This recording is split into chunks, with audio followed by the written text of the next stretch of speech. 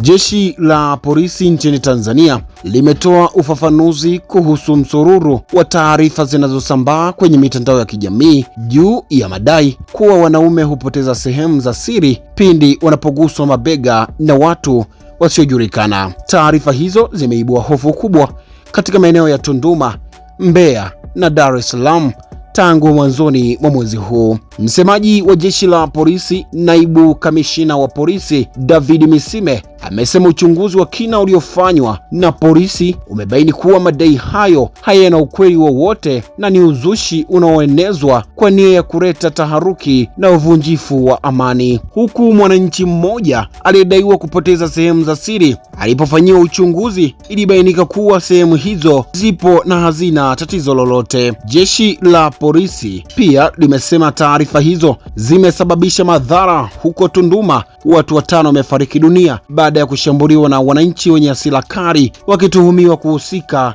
na madai ya kupotea kwa sehemu za siri. Mkoa wa Mbeya, watu 2 wamejeruhiwa katika matukio tofauti yanayohusishwa na hofu hiyo. Mtazamaji wa Baharia TV, tupate maoni kupitia mitandao ya kijamii ambayo wameandika wadau hapa. Mmoja huyu anasema jeshi la polisi hata mara moja basi mnasema ukweli. Hivi jeshi la polisi kuna kitendo cha kushughulikia miujiza au kiini macho? Polisi nyie mna hatari. Tokea enzi za Yesu hakuna polisi mkweli, sababu Yesu alifufuka, wakapanga njama ya kusema uongo kuwa Yesu hafufuki. Sawa, asante sana kwa maoni yako mdau. Mwingine huyu anasema zipo na hazina tatizo lolote. Hongereni sana polisi kwa uchunguzi wa kina sana uliobaini kuwa zipo na hazina tatizo lolote. Asante sana mdau. Mwingine anasema shida ya polisi hata ukweli wanakanusha. Ya Oktoba 29 kuna kamanda alisikika akisema ni akili mnemba, yani AI. Sawa. Mwingine anasema ila kiukweli hapa na watetea polisi wapo sawa, sijapata ushuhuda wa kweli kuwa kuna upotevu wa nyeti. Hii itakuwa ni mtu au watu waliunda tu uvumi na kusambaza, na Watanzania tulivyo hatuna dongo.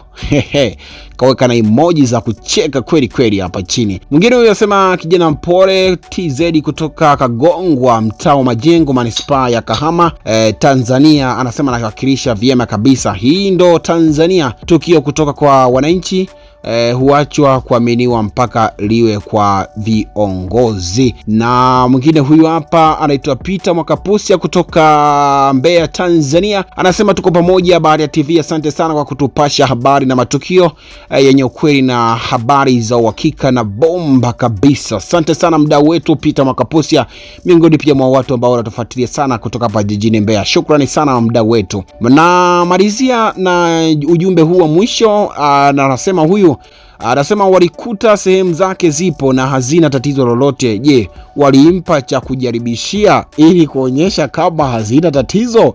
Kaweka na emoji ya kushika kidevu hapa chini. Asante sana mdau wetu. Mimi naitwa Friday Mangomare, naweka nukta hapa mtazamaji Baharia TV. Cha msingi bonyeza neno subscribe kisha bonyeza alama ya kengele ili uendelee kuwa mwanafamilia wetu mwana Baharia TV.